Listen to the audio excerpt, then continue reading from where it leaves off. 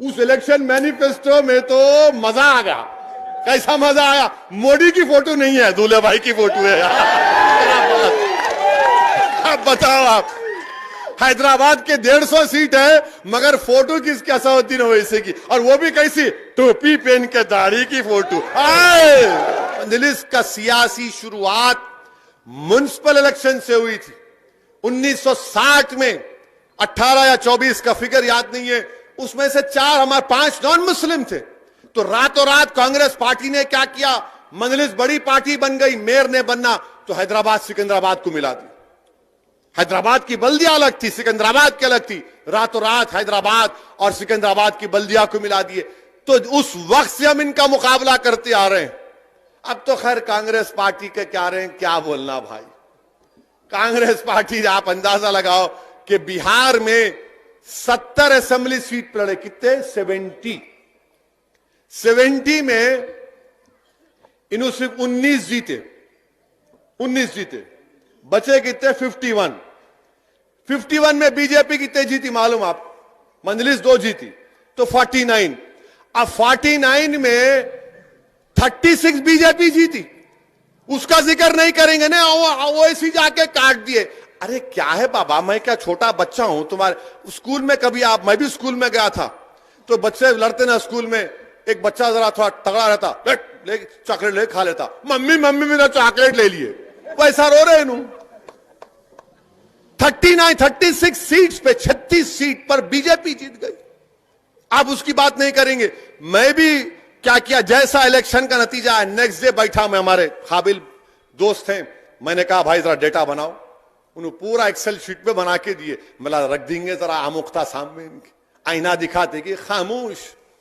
और टीवी पे इनके स्पोक्स पर्सन हमारे मुंह को लगे।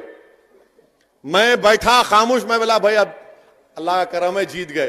खामखा हमारे को छेड़खानी करे, खुजाली बोलते रहा बोलना। नहीं वैसा नहीं, वैसा नहीं। तुम ना हमेशा नॉनवेज सोचते। नो नो नो, खुजाली है। अब खुजाते कि मला ये लोग का काचकोरी की फल्ली डाल दिया। अब उसके बाद उन्होंने यहाँ उसके बाद फोन करे, अरे क्या भैया ऐसा खींच दिए। मला पतंग निशाने शादी में से खींचते, तैयार हो जाओ। तो ये इनका एक मिजाज बना हुआ है कि इनको कुछ नहीं बोलना। अच्छा, कांग्रेस पार्टी भी अजीब पार्टी। 70 सीट लड़े। राहुल गांधी कितने जलसे करे मालूम आप? कितने करे बोलो? पूरे बिहार में 70 कैंडिडेट लड़े, कितने जलसे किए शहजादे मालूम आपको? ओनली 3। मैं 15 दिन बिहार में था। 20 कैंडिडेट के लिए 65 पब्लिक मीटिंग किया मैं। अल्लाह का करम है, अल्लाह आवाज भी सही रखा, कोरोना से भी अल्लाह बचा के रखे और पूरा सेहतमंद वापिस आए। 20 कैंडिडेट के लिए 65 जलसे किया मैं। और यहां आप बाबदौलत 70 सीट लेके खाली 3 जलसे करके समझ रहे हाथ हिलाए तो पब्लिक आ जाती। वो गया जमाना हाथ हिलाने का, खानदान पानदान सब गए। अब पब्लिक ये बोल रही हमारे दरमियान में कौन काम करता है, हम उसका साथ देंगे। अब ये इलेक्शन इंपॉर्टेंट इसलिए भी है, मजलिस को वोट देना इसलिए भी इंपॉर्टेंट है, जरूरी है कि पूरे मुल्क में 200 म्युनिसिपल कॉर्पोरेशन है। कितने हैं? 200। सनोबर कितने हैं? 200। 200 बोलो। हाँ, 200 म्युनिसिपल खामोश हो अभी माशाल्लाह। 200 म्युनिसिपल कॉर्पोरेशन है पूरे कंट्री में। 200 म्युनिसिपल कॉर्पोरेशन में एक ही म्युनिसिपल कॉर्पोरेशन था जिसने CAA NPR NRC के खिलाफ रेजोल्यूशन पास किया। मैं माजिद हुसैन को बोला जाओ बल्दिया में जाके CAA NPR NRC पर रेजोल्यूशन पास करो।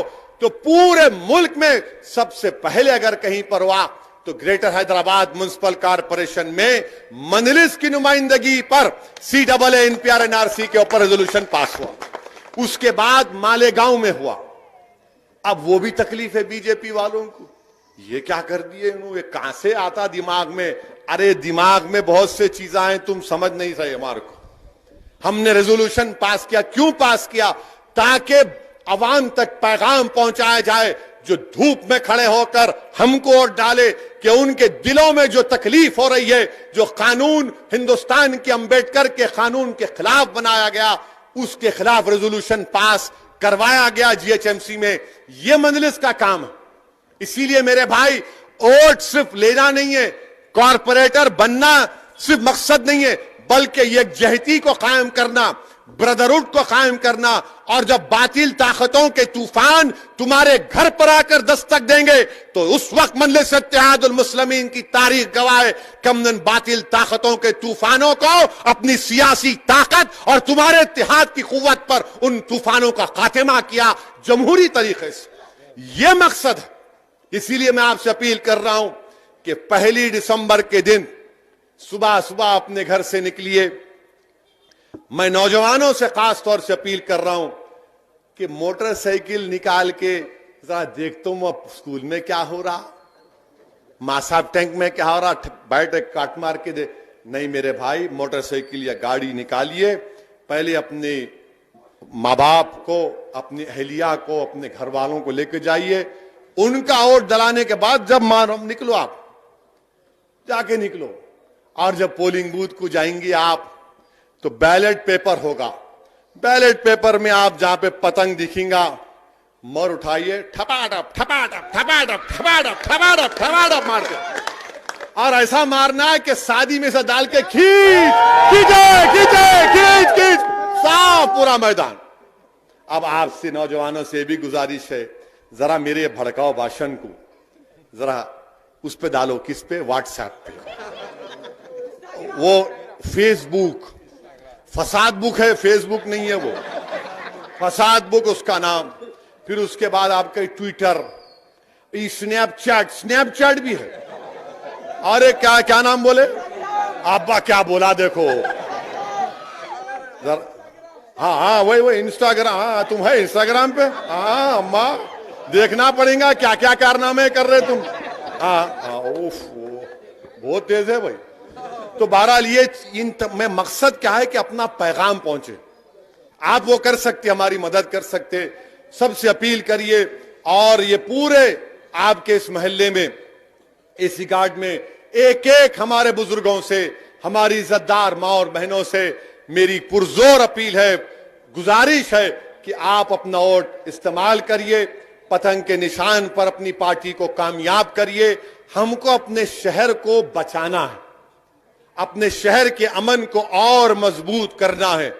ये आपका हैदराबाद है, ये मेरा हैदराबाद है, ये हम सब का हैदराबाद है, ये हमारी पहचान है, ये हमारा एक कल्चरल का सिंबल है ये। और सही मानों में अगर पूरे मुल्क में अगर कहीं गंगा जमुनी तहजीब या मुल्क की डाइवर्सिटी, मुल्क का प्लुरलिज्म